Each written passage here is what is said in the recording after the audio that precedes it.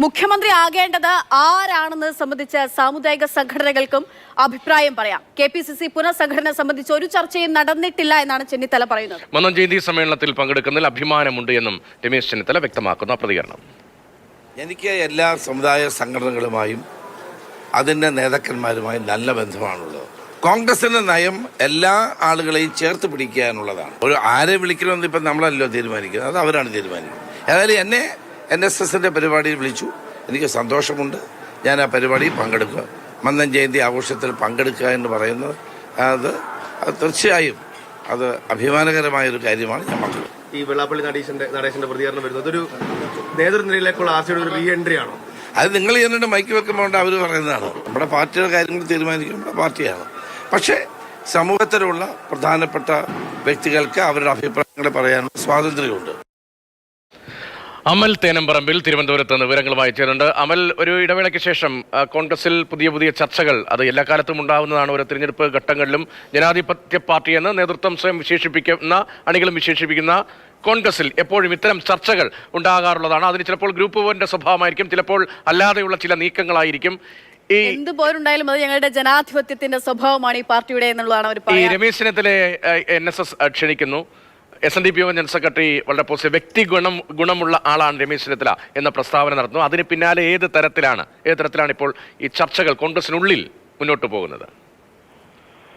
12 വർഷത്തെ ഇടവേളയാണ് രമേശ് ചെന്നിത്തലയും NSSും തമ്മിൽ നിലവിലുണ്ടായിരുന്നത്. ആ ഇടവേള അവസാനിപ്പിച്ചുകൊണ്ട് രമേശ് ചെന്നിത്തലയെ NSS ആസ്ഥാനത്തേക്ക് ക്ഷണിക്കുകയാണ്. ചങ്ങനാശ്ശേരിക്ക് പോവുകയാണ് രമേശ് ചെന്നിത്തല. സ്വാഭാവികമായും തൊട്ടു പിന്നാലെ തന്നെ SNDPയോട് കൂടി അനുകൂല പ്രതികരണം ഉണ്ടായതോടെ രമേശ് ചെന്നിത്തല കൂടുതൽ കരുത്തനായി എന്ന കാര്യത്തിൽ സംശയം വേണ്ട.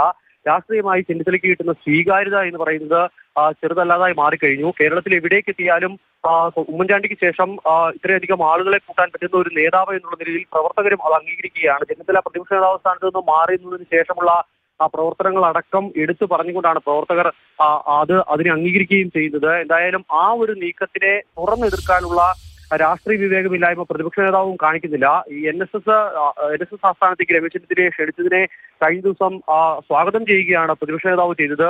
ഒരു തുറന്നുള്ള ഒരു പോരാട്ടത്തിലേക്ക് എന്തായാലും നിലവിൽ നേതാക്കന്മാർ ആരും പോകാനുള്ള സാധ്യത കാണുന്നില്ല. മാത്രമല്ല രമേശ് ചെന്നിത്തലയ്ക്ക് കിട്ടുന്ന സ്വീകാര്യത, സാമുദായിക സംവിധാനങ്ങൾക്കിടയിൽ കിട്ടുന്ന സ്വീകാര്യത പാർട്ടിക്ക് ഗുണം ചെയ്യുന്നൊരു പ്രസ്താവന കൂടി ഇന്നലെ പ്രതിപക്ഷ നേതാവിന്റെ ഭാഗത്തു നിന്നും ഉണ്ടായിരുന്നു. പക്ഷേ UDF കൺവീനറുടെ പ്രതികരണം അങ്ങനെ ആയിരുന്നില്ല. വെള്ളാപ്പള്ളി നടേശൻ നടത്തിയ പരാമർശം, അതായത് രമേശ് ചെന്നിത്തലയെ അനുകൂലിച്ചും പ്രതിപക്ഷ നേതാവിനെ വിമർശിച്ചും രംഗത്തെത്തിയ വെള്ളാപ്പള്ളി നടേശനെ വിമർശിച്ചുകൊണ്ടാണ് UDF കൺവീനർ പ്രതികരിച്ചത്.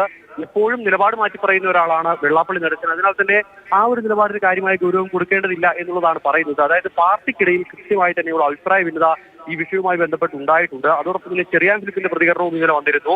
ഏതെങ്കിലും ഒരു സമുദായത്തിന്റെ വ്യക്തമായി ഒരു നേതാവും മുദ്രകുത്തപ്പെടരുത്, അത് ശരിയല്ല, കോൺഗ്രസ് സംസ്കാരമല്ല എന്നുള്ളതാണ് ചെറിയാൻ ഫിലിപ്പ് ഇന്നലെ പറഞ്ഞു വെച്ചത്. അതായത് താഴെ തട്ടിൽ മുതൽ ഈ ഒരു വിഷയം NSS ആസ്ഥാനത്തേക്കുള്ള രമേശ് ചെന്നിത്തലയുടെ ക്ഷണവും തൊട്ടു പിന്നാലെ എന്തായ വെള്ളാപ്പള്ളി നടേശന്റെ ഒരു പിന്തുണ പ്രഖ്യാപനവും എല്ലാം ചർച്ചയായി മാറുന്നുണ്ട് എന്ന കാര്യത്തിൽ സംശയം വേണ്ട. നേതാക്കൾക്കിടയിൽ മാത്രമല്ല അണികൾക്കിടയിലും രണ്ട് തരത്തിലുള്ള ചർച്ചയിലേക്ക് കാര്യങ്ങൾ പോവുകയാണ്. കോൺഗ്രസിന്റെ മുഖ്യമന്ത്രി സ്ഥാനാർത്ഥി ആരെ എന്ന ചർച്ച ആരംഭിച്ചു കഴിഞ്ഞു എന്നുള്ളതാണ്. തെരഞ്ഞെടുപ്പിന് ഇനിയും കിടക്കുകയാണ് നാളുകൾ. പക്ഷേ കോൺഗ്രസിന്റെ ഒരു രീതി അതാണ്. തെരഞ്ഞെടുപ്പിലേക്ക് ഇനിയും സമയമുണ്ട്. തെരഞ്ഞെടുപ്പ് ജയിക്കാനും ഒക്കെ ഒട്ടേറെ ജോലി, ഒട്ടേറെ പ്രയത്നം ഇനിയും കോൺഗ്രസിന്റെ ഭാഗത്തു നിന്നൊക്കെ ആവശ്യമാണ് അങ്ങനെ അധികാരത്തിലേക്ക് എത്തണമെങ്കിൽ. അതിന് മുൻപാണ് ഇത്തരം ചർച്ചകൾ എന്നതുകൂടി കാണണം.